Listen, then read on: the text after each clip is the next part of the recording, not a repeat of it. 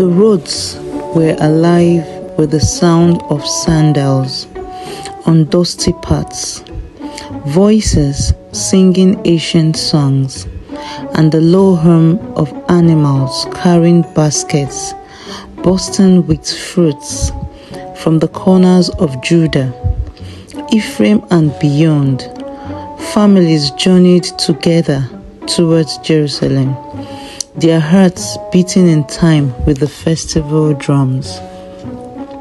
Among them was Enoch, a humble farmer from the hills of Bethlehem. He had spent weeks selecting his finest figs, pomegranates, wheat stalks, and olives, the first fruits of his land. These were not ordinary fruits, they were sacred offerings, bound in woven baskets, adorned with fresh leaves and scarlet ribbons, carried on oxen led by singing children. As Enoch approached the Temple Mount, the city shimmered in white limestone glory. The gates of Jerusalem were flung wide open. Trumpets sounded.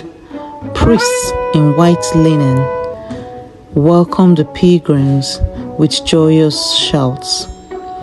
Inside the temple courts, a solemn hush fell. Each man approached the altar, raised his basket, and declared, "My father was a wandering Aramean."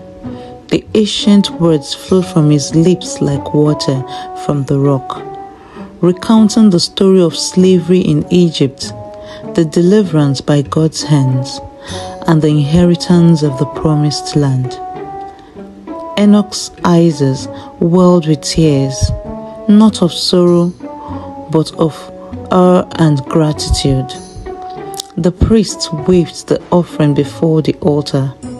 Songs erupted again, and the people danced in circles, lifting their hands to the heavens.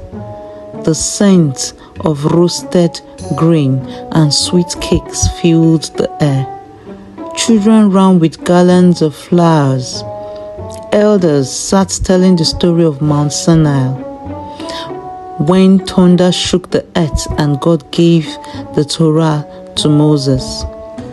As night fell, the celebrations moved to the homes. Oil lamps flickered. Families gathered around elders who spoke of the fire, cloud, and the voice of the Almighty that once descended on Sinai. The story was not old, it was alive. They tasted the milk and honey. They read the scroll of roots, and they remembered. We were there, all of us, when the Torah was given. And under the canopy of stars, as the hills of Jerusalem glowed with laughter, study and praise, Enoch whispered, "This is not just a harvest, it is a covenant."